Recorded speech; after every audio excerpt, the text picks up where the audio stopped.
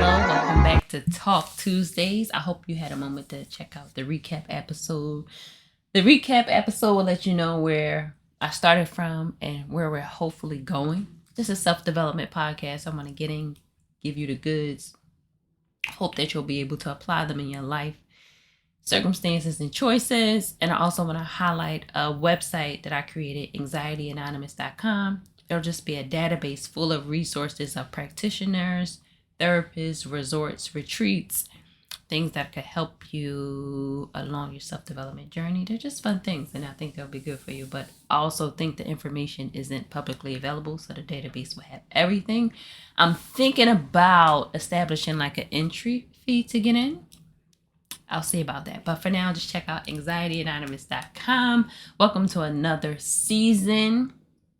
And I would like to say today I recorded this episode twice, once outside and once in an office space. Both times wouldn't have sound as good today because I got my equipment with me. So I just wanted to jump right back into it. Today's episode is about self-love, and I had an epiphany last week and I just wanted to share it with you. In regards to self-love, I never really knew what it meant. Intellectually, I understood what the words meant, but I didn't understand how they applied to me individually. And as time has grown, I understand so much of my life experiences being an average of what I've learned unconsciously, just environments that I've been in. So self-love now to me is really about me making consistent decisions and not betraying myself. I don't want to do anything against my goal, pursuit, or purpose, because that's my God-given right. I feel like I have to see that out.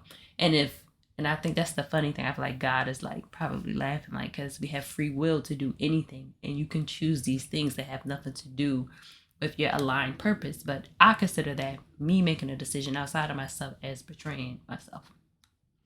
So as I'm trying to unpack it, I'm trying to figure out, well, where did I learn to like silence myself? And that's, a sad little history down memory lane. But I learned love to be something to tolerate. I've never had an emphatic experience in love or noise. Like the comfort of noise was loving to me at one point. And now it's just like, I'm okay with silence. So as I grow and I unpack that, I just wanted to share my relationship with self-love and how I'm changing it beyond the performative nature of it, which is crazy because Tuesday, as this episode is released, is Valentine's Day. And Valentine's Day, I remember as a kid, it was fun when you got those cards from like your local Rite Aid or something, and you gave everyone a card and said something cute and had some candy. I thought that was cute, but now Valentine's Day is more so a peek into what other people are doing for Valentine's Day, because we have the internet and things like that now. But more so anything, I don't think Valentine's Day is about love either. I think it's just more of a performative thing. That's just my perspective with it. I more so want to develop and focus on what self-love is for me and how to change my journey with it, so I'm not tolerating myself and I'm not ignoring myself. Because most of my life experiences, I'm just pushing myself through, trying to get to the goal. And I don't really enjoy the process that it takes to get to it. And that's what this podcast is for me. And that's what my YouTube is for me. And anything that I create is, in me sharing it, is me learning to enjoy my natural skill set and my natural focus. That's my greatest objective with filming and sharing content, is to enjoy myself and not really wait on the validation on someone else to receive it.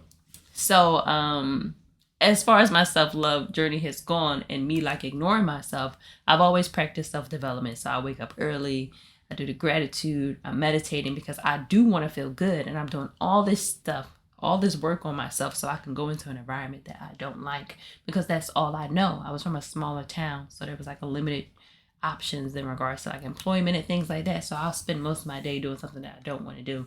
And then as soon as I'm off work, I feel like that's my time for me. And I'm doing this huge 360 to just make my life about me. The things that I wake up and do, the things that I explore, it's about me. And I love myself enough to go through that process, even though I don't know. Because it seems like I have a broad knowledge of what I don't like. I know what I don't like and I know how it feels, but it's so familiar to me that it's almost like it's easier for me to tolerate the things that I don't like rather than me openly and open-mindedly explore what I don't know out of love. Like, I kind of associate that unknown with a fear. So I just was reading this book on my commute home called When Things Fall Apart, and really trying to embrace the nature of fear being fun. And I'll unpack that. This is like my second or third time reading that book, but I definitely need to read it again. And I'll unpack what that is. But right now, self-love for me is a whole nother route. It's really like me knowing myself. And I don't know how I feel about knowing myself now, because I feel like I know myself now in a way that I didn't know myself previously. And I just want to take everything I know now and take advantage of it.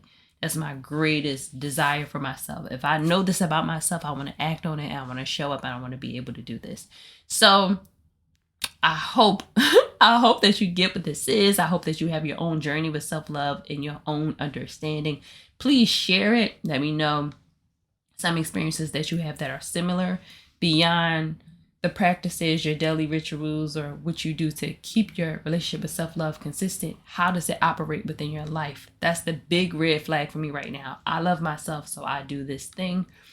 And I'm creating these things, and I know that this is going to lead to something else. Even though I can't see it, I feel that I'm in my purpose, and I feel that I'm aligned, and I love myself enough to go in these spaces and to show up. So I just want to share that in hopes that you can share that with yourself. Because if anybody would have broke down self-love to me in that way, I would have questioned it. I more so was receiving it as I received Valentine's Day. It's like, oh, this is just something somebody's saying. This is something someone's doing, not really understanding how it's relative to me. So this is me on a whole self-love journey, and I welcome you to embrace your own self-love journey as well. I want to take a moment to highlight the sponsor of this episode, Sano Health Food Center. It's at 4069 Broadway, New York, New York. So if you're on the A or the C line and you're coming uptown, you get off at 168th. You walk like 2 blocks. It'll be on the left-hand side. And you can also take the 1 train up here too. It's uptown, so it's when Harlem ends and the Heights begins, but they have everything you need in the store. This is my go-to. I used to just go here for wheatgrass shots during COVID, and now when I need chlorophyll or I need to re-up on my vitamins, food, everything they have there is basically the best selection. So you know how there's an aisle in the market that has all the good nutritious the juice, not the sugary juices, but the pure pineapple juices and things like that. The best water, alkaline, probiotics, anything you need is basically in the store. It's ran by a family, and they're all really, really cool, really down to earth, and they help you with everything. I know that I need to go here, but they're closed. Their hours are, I need to remind myself of this, Monday through Saturday, 9:30 a.m. to 7. And I need to go for some chlorophyll because I sweat when I work out, and it pours out of me. And I kind of want to detox the inside of my body so my relationship with my sweat can change. But that's Sano Health Food Center, and there's at 4069 Broadway, New York, New York. Check them out. You could call them up, put your order over the phone, 212-928-1250. And definitely be healthy on the inside and out. I hope you enjoyed today's episode about self-love. Please reach out, tweet, gram, talk, snap, all that. See you guys next week.